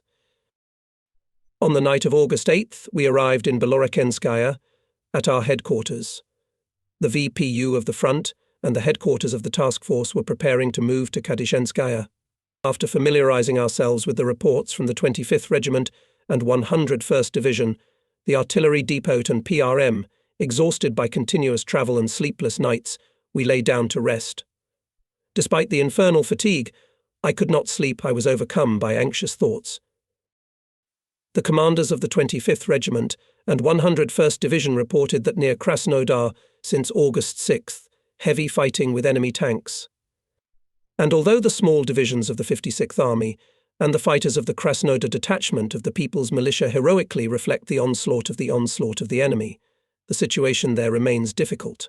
Artillery lacks ammunition, because of which some artillery regiments are withdrawn behind the Kuban. In the 25th Regiment and 101st Division, shells left for 2 or 3 salvos. On the night of August 9th, the headquarters of the task force was located in Kadyshenskaya, on its northwestern outskirts. In the morning, we had to present ourselves to Marshal of the Soviet Union S.M. Bodiony. The headquarters was preparing us a report on the condition of the units, and suddenly Moskvin appeared. He looked worried. "What happened, Arseny Petrovich?" I asked. "Tanks of the enemy forced the river Laba to the south of Labinsk, bypassing us on the right, going to Maykop. All attempts of Hitlerites to force the Laba River on the section Kurganaya, Labinsk, we repulsed. I asked permission to urgently withdraw divisions to Maykop." Moskvin was right. It was necessary to immediately remove divisions from the border of the Laba River and transfer them to the defense of Maykop. However, for this we needed the permission of Marshal Budyonny. Lomakovsky, Moskvin and I urgently went to him. We were travelling with an alarming message and an extremely unpleasant request. But we had no other way out. If our units did not withdraw to Maykop, fascist tanks and motorized infantry could break into it and close the exit to the mountains. About 5:00 in the morning, we drove up to the front's VPU. Our sudden appearance and request excited Semyon Mikhailovich Budyonny. We had to listen to many bitter reproaches. However, the situation was such that it was impossible not to agree with our arguments. It was necessary to withdraw the Katyushas and prepare for decisive battles in the mountains. Having received permission, we returned to our headquarters. The Chief of Staff by radio gave a command to the divisions to withdraw to Maykop. By the evening of August 9th, tank units and motorized infantry of the enemy broke into Maykop. Our units had time to withdraw behind the Belaya River 67 GMP with the 12th Army and divisions Moskvin, Sidorov and Kabolnikov with the 18th Army. From the village of Saratovskaya, we managed to transport a large number of M13 and M8 shells of the task force of the North Caucasus Front. Later, we provided our units with these shells. In the battles near Maykop died Captain V.D. Sidorov, was wounded Commissar E.J. Yurovsky. Heroic actions of the 383rd Infantry Division of General K. Provalov stopped the further advance of the enemy in the Maykop direction. Having met stubborn resistance near Maykop, Hitlerites began the offensive on the right flank of the 18th Army in the direction of Apsheronsk and Neftogorsk. On the left flank of this army, the 13th Tank Division of the Germans and Motorized Division of SS Viking, having captured Belorekenskaya, were tearing towards Kabardinskaya and Kadizhinskaya, created a threatening situation for the units and headquarters of the 18th Army. With the capture of Kadizhinskaya, the enemy would cut the only road to the rear, to Tuapse. We make a decision from Mykop urgently call our divisions. I radio Moskvin that he and his division should immediately arrive in Kadizhinskaya. Roger. Moskvin replied. An hour and a half later, having made a 50-kilometer march, Moskvin's division has already taken up a firing position on the southern outskirts of Kadizhinskaya. By this time from Nozarov's observation post there was a connection. Nozarev reported that enemy tanks and motorized infantry approached Kabardinskaya and transmitted the initial data for firing. Soon Moskvin's division gave the first salvo along the gorge. The rumbling sound echoed repeatedly. "Well done," Nozarev shouted over the phone. "It is necessary to repeat the salvo at the site." These first salvos of Katyusha in the Caucasus Mountains were of invaluable help to the 18th Army. The threat of the enemy coming to its rear was eliminated. A few days later in the Georgievsky Gorge, I reported to Marshal S. M. Budyonny about the condition of the units, about the shells taken from the village of Saratovskaya, about the 14th Division, and about the events in Kadizhinskaya. Marshal ordered to present all distinguished sailors to the award. Soon 23 sailors of the 14th Division were awarded orders and medals. The commander of the Division A, P. Moskvin, was awarded the Order of Lenin, Commissar E.Y. Yurovsky the Order of the Red Banner. Moskvin was also promoted to the rank of Captain 3rd Rank. Unfortunately, this courageous man and outstanding commander did not live to the end of the war. In the summer of 1943, A.P. Moskvin was seriously wounded in the battles near the village of Krimskaya and died in hospital. After the war, his name was given to a street in Sochi and an ocean-going motor ship. Arseny Moskvin now sails the waters of the Baltic Sea and the Atlantic. In early August, on the section of the front from Krasnodar to Mykop in the Caucasus Mountains withdrew 7 divisions and 1 battery M13, as well as 2 divisions of M8. Later, 2 more divisions of the 8th Guards Mortar Regiment arrived from Nalchik. Now the Task Force GMCH Southern Front was called the Task Force GMCH Black Sea Group of Troops of the North Caucasus Front. I was ordered to command the group. From the first days of combat operations in the mountains, we faced difficulties in the combat use of Katyusha. The mountain roads literally constrained our divisions. It was not easy to find suitable sites for firing positions. Often it was necessary to place the units along the roads, one after another, at long distances. This made their aiming very difficult. There was also a problem of determining the smallest angle of aiming in the mountains. The point is that due to the large dispersion when firing rockets, a fairly wide sheaf of trajectories is obtained. When firing through a mountain, there is a probability that part of the shells of the salvo will hit its top. And our troops, as a rule, occupied the defence on the tops and crests of the passes. We had to urgently develop firing rules for mountain conditions. We also came to the conclusion that to defeat the enemy on the reverse slopes, it was necessary to use mortar method of firing, i.e., to fire at elevation angles of more than 45 degrees. If during direct fire volleys on flat terrain we had to undermine the grooves under the front wheels of combat vehicles to reduce the aiming angle, now, on the contrary, we had to raise the front wheels. At elevation angles of more than 45 degrees, the dispersion ellipse was further stretched along the front and reduced in depth, which increased the effectiveness of fire on reverse slopes, facing the enemy. At the same time, short-range fire along gorges was found to be very effective when the dispersion ellipse was extended in depth. Such salvos covered well the targets located along the gorge. As a rule, enemy troops were concentrated in them, especially their second echelons, rear areas, headquarters and warehouses. The terrain conditions and the limited amount of ammunition required from the commanders of units, divisions and batteries a creative approach to firing. So, for example, sometimes it was more appropriate to give volleys in front of the neighbouring section of the front, that is, to conduct a kind of crossfire. However, all this did not yet solve the problem of artillery support for our infantry and cavalry fighting in the mountains, where there were no roads for vehicles and artillery. Mobile mountain units were required. In the last days of August, Lieutenant Colonel A. Ivzyukov informed me that the chief of the PRM Alfarov offered to produce light portable launchers for M8 shells. We could receive these shells in sufficient quantities from Baku. The proposal was worthwhile.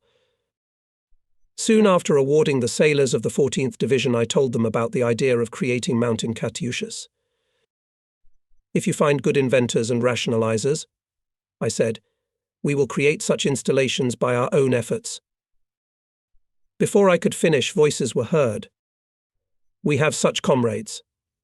Here, for example, the electrical engineer of the division, Senior Lieutenant Sulyaev, or the chief of ammunition, Senior Lieutenant Rips. A few minutes later, I was already talking to X.I.A., Sulyaev and L.R. Rips. Our conversation turned into a kind of meeting to work out a tactical and technical task for the development of a mining installation. My imagination was already drawing pictures of the actions of our people. I imagined them climbing up steep mountain paths with the packs of the launcher taking a convenient position. The mountain launcher is quickly assembled, brought to battle, and finally unexpected volleys in the mountains. But I realized that to realize this dream, a lot more is needed. 2 days later, Sulyaev and Rips presented a tentative scheme of a possible variant of a portable 8-shot installation. It was obvious that they understood the basic idea. They told me about their idea with great enthusiasm in turn. I made some remarks and recommended that the launcher should be constructed of 3 basic units: guides, truss and machine, and also asked to think over the system of sighting device, as we could not count on standard sights and panoramas. After our conversation, Sulyaev and Rips were seconded to the order of the head of the PRM Alfarov. With them I sent him a note summarizing the tactical and technical requirements for the mining installation. Alexander Fomich accepted the assignment with great enthusiasm. It was his long-standing dream to create a lightweight portable Katyusha.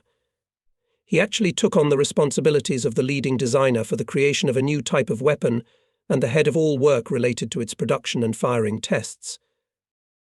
For the manufacture of the first rocket launcher in the PRM was created a team of 7 people.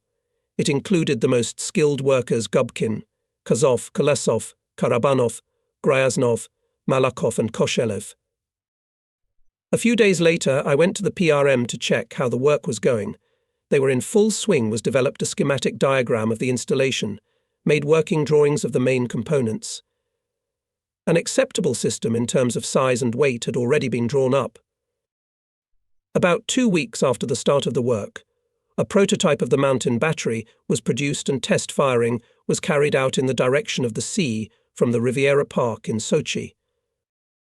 The first volleys of the mountain battery caused a commotion in the city. Local air defense posts decided that air bombs were bursting on the water. Sirens wailed, people ran for cover. The testers did not expect such an effect.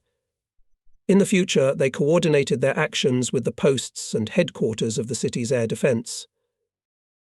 After the tests, I reported to the commander of the North Caucasus Front, Marshal of the Soviet Union S.M. Budyonny, that we had developed the M8 mountain viewing machine. The Marshal ordered to show him the firing of this unit. On the next day, the machine and shells were delivered to the Georgievsko Gorge, where the headquarters of the Black Sea Group of troops of the North Caucasus Front was located. The place for firing was chosen on a small plateau. The installation was to fire through the gorge on the mountainside at a distance of about 1.5 kilometers. The area where the shells fell was well visible from the observation post, which was about 100 meters from the firing position. On this firing with Marshal S.M. Budyonny arrived Chief of Staff of the Front, General AII Antonov, members of the Military Council. The mount had a total weight of 68 kilograms and consisted of 3 main parts: a package, a truss and a machine. Each unit weighed 22 to 23 kilograms. The package consisted of guides for 8 projectiles. The truss, on which the package was fixed, was provided with a turntable. The machine looked like a solid support circle with a cross in the center and 4 hinged legs like a spider. At the ends of the legs were support legs with holes in which metal pins were hammered. These were used to firmly fix the machine to the ground. Farm with a package of guides rotated around the central bolt. For horizontal aiming, an angle scale with an accuracy of 0 to 0.5 artillery divisions was applied on the support circle. The turntable of the truss had a slit with a pointer for counting divisions. It provided horizontal aiming at any firing azimuth. For vertical aiming, i.e., for giving a given elevation angle, a metal semicircle was attached to the right side of the package, turned in a downward arc. On this arc a scale in angular degrees was applied, because in the firing tables there was a graph of elevation angles in degrees. The angles of elevation corresponding to the range of fire were measured by means of a cord with a plumb bob. This was simple and reliable. Without a level, the elevation angle was determined accurately. Thus, the sighting system of our installation allowed to do without complicated optical and mechanical devices, which were impossible to get, and provided the necessary accuracy. Initial aiming at the target along a given azimuth was carried out with the help of a mortar collimator and an artillery bussel. After familiarization with the installation, a salvo was fired. All 8 shells flew out almost simultaneously, leaving fiery tails in the pre-dawn sky. A moment later we saw the shells explode on the opposite side of the gorge. The fire blazed, light grey puffs of smoke appeared. The thunder of the explosions filled the gorge and echoed somewhere in the mountains. Everyone was silent, as if waiting for something else. Finally the marshal said, "Repeat the volley." In about 10 minutes the volley was repeated. And again the same effect, all the shells in the target area lay in a small area. Shooting was conducted at short range on a steep mountainside facing us. The slope was overgrown with small bushes, which created a dark green background. Therefore the bursts were clearly visible and the dispersion was small. After the second salvo, everyone walked over to the installation and examined it. The installation, still smelling of gunpowder, was in good order. Here, at the firing position, it was decided to organize the production of such installations in our PRM with the involvement of Sochi railway workshops and the formation of 12 mountain batteries. Later this decision was formalized as a resolution of the Military Council of the North Caucasus Front. Thus, an important event took place. The first step in the creation of mountain reactive artillery was made. By the decree of the Military Council of the Front, the general management in the creation of mountain viewing installations and formation of mountain batteries was entrusted to the Military Council of the Operational Group of the Front. I appointed Lieutenant Colonel M.P. Gorokhov as the head of the formation and Battalion Commissar T.V. Popov as his deputy and political part. Responsibility for the production of installations and coordination of work with the railroad workshops assigned to A. Ivzyukov. On the decision of the Military Council of the Front, we reported to Moscow Deputy People's Commissar of Defense General V.V. Oborenkov. To check the case we had conceived and to provide assistance from Moscow, we were sent from the main armament directorate of the State Ministry of Defense, a military engineer of the 3rd rank NN. In Yorishev, a military representative from the plant compressor, Senior Lieutenant Dobrokotov, and designers Isakov and Vasiliev from the design bureau of the same plant. A few days later I left for Sochi, where after the first demonstration firing our RPM moved to. In Sochi the workshop was located on the territory of the Sanatorium Riviera. In the garage of the sanatorium there were metalworking machines, free production facilities, and a large yard, where it was possible to deploy the work. After the creation of the first experimental unit, it was necessary to urgently organize the production of 48 of the same. However, design, production and supply difficulties began to arise one after another. After all, the production of installations was deployed in the conditions of an isolated front on the territory of the Black Sea coast of the Caucasus, where there were no industrial enterprises capable of providing us with substantial assistance. We immediately faced a question where to get batteries for so many mountain installations. In rocket artillery, batteries are needed to ignite powder charges. Without them, firing is impossible. The messengers sent by Alfarov all over the Black Sea coast got only a few used batteries, which were barely enough for one battery. What to do? And so Alfarov had this idea to abandon the electric circuit and thus get rid of the need to have a battery on each launcher. The igniter of the powder charge igniter of the rocket projectile was to be ignited by firing a blank rifle cartridge, for which it was necessary to make a special cartridge case with a striker.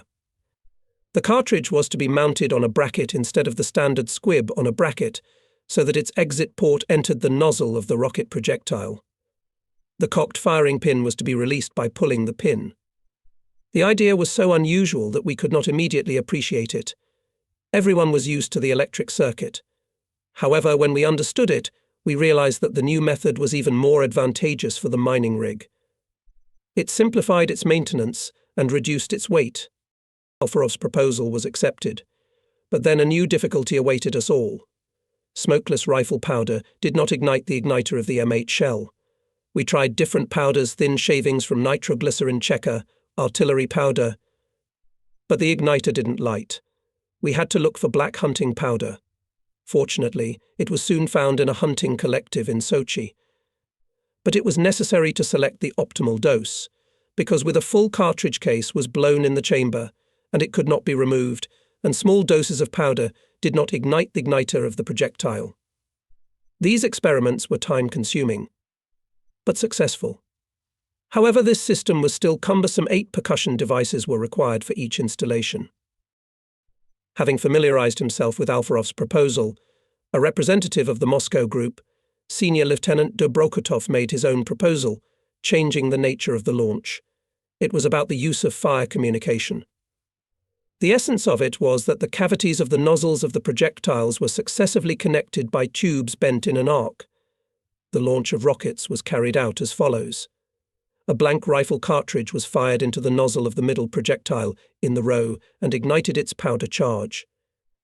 The gases of the powder engine of this rocket projectile, escaping through the arc-shaped tubes, ignited the powder charge of the neighboring projectiles, and those in turn ignited the following ones.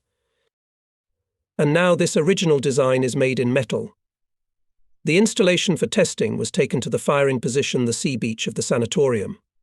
All present moved 100 meters away, behind the barrier of the beach. The sound of the volley was unusual, like a single hissing explosion. But what was it? The first fountain of rupture rose about a kilometer from the shore, the second a little closer, and the rest began to rapidly approach the shore. Alferov commanded, "Get down a moment later, 30 meters away from the testers." The water rose up with a deafening roar and immediately crashed down. Circular waves rolled lightly from the explosion site and soon rustled in the coastal pebbles. It was the last, 8th shell. Everyone breathed a sigh of relief. And the following happened. The installation on the ground was not firmly fixed, and at the launch the pressure of the jet of exhaust gases of the first projectile created a tipping moment for the installation. The second projectile came off its guide at a greater angle of elevation, and its jet increased the overturning, and so on. In short, the projectiles were coming off their guides at the time when the installation was tipping over. It was a kind of fan. The last shell came down almost to the zenith. It could have fallen on the shore, where there were many people. Fortunately, it didn't. Tests showed the necessity to break the fire link and put on the upper and lower rows of guides on the rifle cartridge with its own fire link. On the legs of the Spider were welded plates with holes, where metal pins were hammered to grip the ground. After these modifications, the installation was again subjected to extensive tests, which gave good results. Thus was born a system of multiple launching of rocket projectiles using a rifle cartridge and fire link. A difficult task for our designers turned out to be the creation of the aiming and guidance system. I myself had to take a direct part in solving this problem.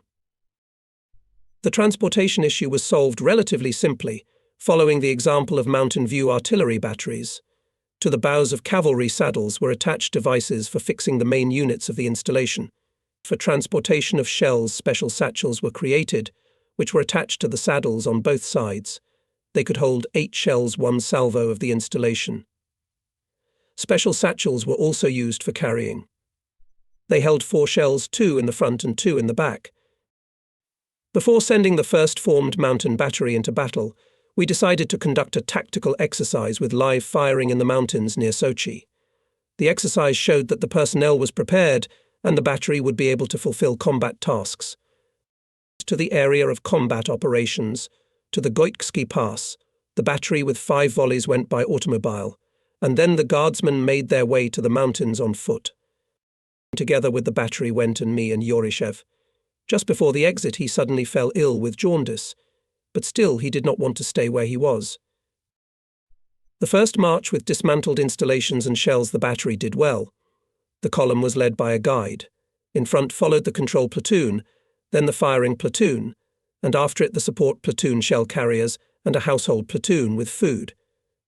The battery was provided with everything necessary for independent action in the mountains. Having overcome a rather difficult mountain route, we climbed up to a small plateau, the area of firing positions, preliminarily outlined on the map. Here we found a clearing where we could place all 4 installations. Yorishev stayed at the firing position, and we, with the battery commander and the control platoon, began to climb to the crest of the heights. When we came to the observation post of the commander of the rifle battalion defending this ridge, it was still light. The regimental commander and the battalion commander were very pleased with our arrival. On the terrain they showed us where the front line was, where the enemy was, where his strongholds were located, and from where he was trying to attack. Together with the regimental commander and the battalion commander we outlined the target, a hillside overgrown with bushes. It was a fascist stronghold, and behind the slopes of the hill were their strike groups and second echelons. The liaison officers pulled the wire line to the firing position, and the battery commander began to prepare the initial data for firing. An hour later, Yorishev reported by telephone that the battery was ready. But we still decided to first give 4 test shots, and then the battery salvo. On the phone I asked Yorishev to tell the commander of the firing platoon to load only the upper rails in the first installation. After all, we will be firing over the crest of the mountain, on which are our.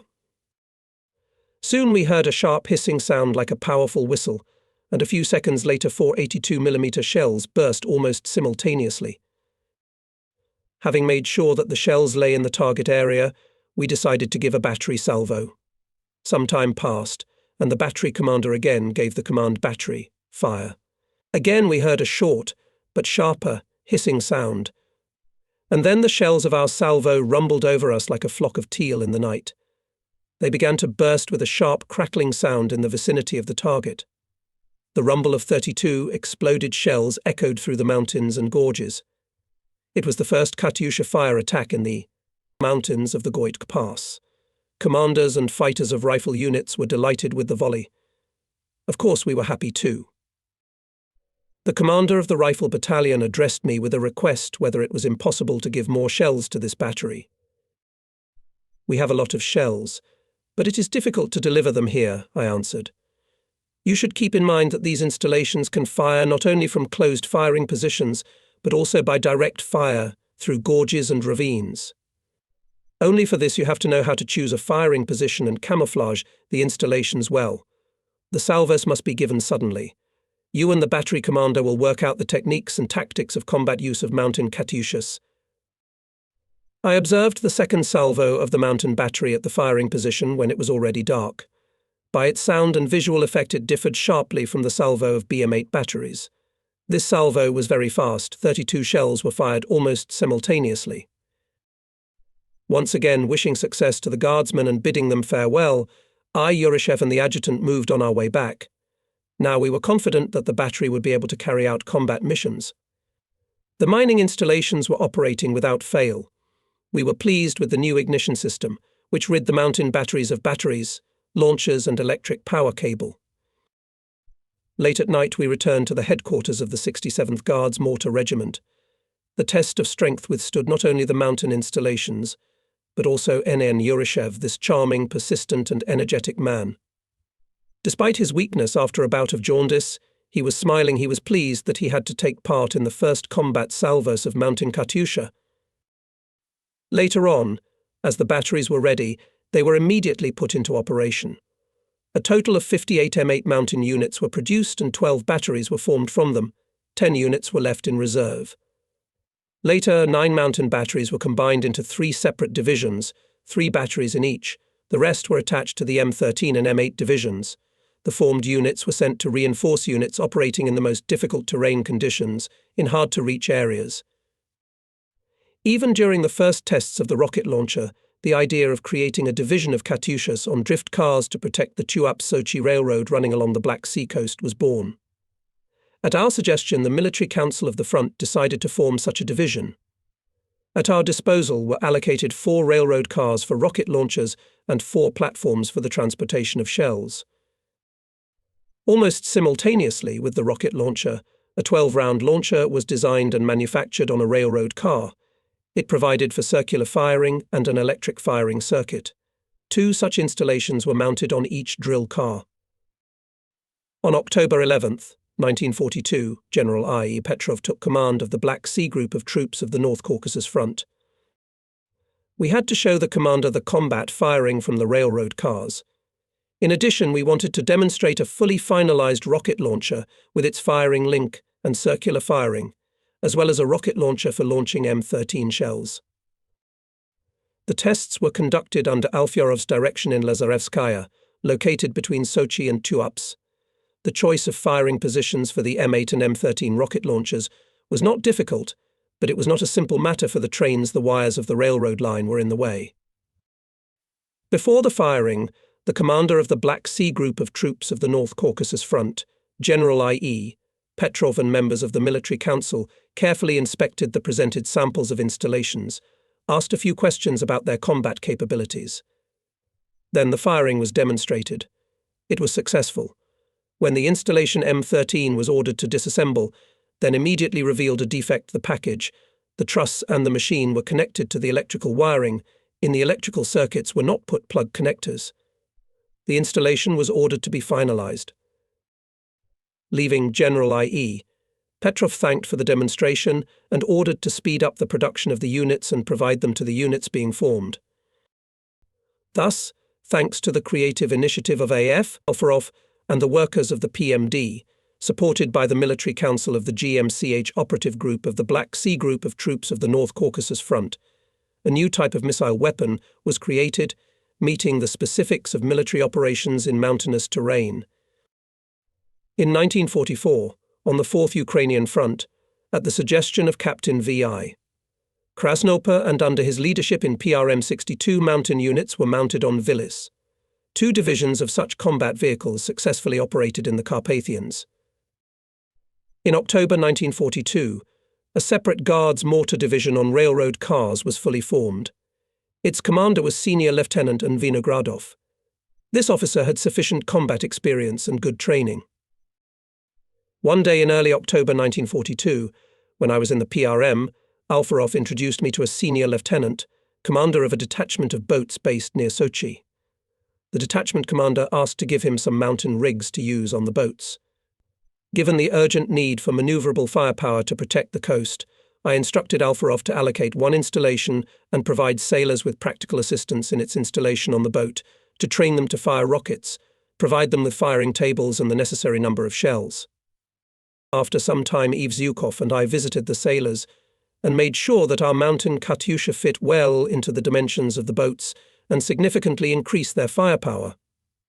Having seen this, I ordered Yves Zhukov to transfer 3 more installations from the available reserve to the sailors and to release shells at their request. On a dark November night, a detachment of boats armed with rocket launchers stealthily approached Anapa and made a fire attack on the concentration of enemy troops. The salvo of 4 boats was only 32 shells, but it was so unexpected that Hitlerites, only after a few minutes, opened indiscriminate firing from anti-aircraft guns and machine guns. When the Nazis came to their senses and realized where the volley came from, our boats were already far out to sea. In January 1943, during the preparation of the landing operation near Novorossiysk, the commander of the Black Sea Group of troops, General I.E. Petrov, ordered me to give the sailors 8 more mountain rigs, which were then mounted on the minesweeper Skumbria. During the landing near Novorossiysk, in the area of Sunjukskaya Spit, Skumbria, armed with rocket launchers, participated in the artillery support of the landing. One of its salvo was 96 shells of 82mm caliber. It was the first missile-carrying fire support ship in the Black Sea. To reinforce the troops who heroically fought on the bridgehead south of Novorossiysk, was sent the 3rd Guards Mortar Division of Mountain Katyusha under the command of Guards Captain D. I. Amolchik. His deputy in the political part was the former commissar of the PRM Captain F. Novosad. February 9th, together with Rifle Units Division Yermolchik loaded in Gelendzhik on 2 transports of the Azov flotilla Tractorist and Zemlyak. On the night of February 10th, under the cover of warships of the Black Sea Fleet transports went to Malaya Zemlya. Torpedo boats of the enemy discovered them and attacked them. Tractorist was sunk. Captain F. Novosad, the division's control platoon, and 1 battery were killed on it. The 2nd transport, Zemlyak, which carried 2 batteries and the division commander Captain Amolchik, hit an underwater rock, was damaged and had to return to Gelendzhik. During the day, at the expense of other mountain batteries, the division was restaffed, and on the night of February 12th, the 2nd flight safely landed on Malaya Zemlya without losses. On February 13th, on the site of the 83rd Marine Rifle Brigade, the division entered the battle. The appearance of Mountain Katyushas in the fighting order of rifle units inspired the fighters. Sudden volleys of rocket launchers inflicted great damage to the enemy. In order to preserve their batteries and use them with the greatest effect, Captain Amolchik carefully studied the features of the terrain and came to the conclusion that, contrary to established rules, firing positions should be chosen as close as possible to the front edge of our defences, as this strip is almost unseen by the enemy and less exposed to artillery and mortar fire. Small-sized and light installations were unnoticeably, for the enemy carried out through communication routes, trenches, excavations and tunnels in quarries, and installed in firing positions 300–400 meters from the front edge. Shells were delivered to the firing positions at night along the same communication routes. In providing the division with shells and food, much credit belonged to Guards Lieutenant Grufsky. Captain D. I. Amolchik, this modest, organized and brave officer, showed tactical maturity, initiative and resourcefulness. For skillful leadership of the division and personal bravery during the fighting in the Little Land, he was twice awarded the Order of the Red Banner. These orders were presented to him there, on Malaya Zemlya, by the head of the political department of the 18th Army, Colonel Lee Brezhnev. On Malaya Zemlya, Captain Amolchik was accepted as a member of the Communist Party. There he also received a party ticket. The division stayed on Malaya Zemlya for more than 200 days and fired more than 6,000 shells at the fascists without losing a single installation. The 2nd Mountain View Division of Katyusha under the command of Capt. I. Zhiko. This division was immediately after its formation was transferred through the Lazavsky Pass to the section of the 46th Army of General K. N. Lizeledzi. With its volleys it supported the rifle units that heroically fought on the mountains Semashko, Dva Brata, Indyuk, on the Goitka Pass. Later Zhiko's division was also landed on Malaya Zemlya and rendered great assistance to our units there. But that was already much later.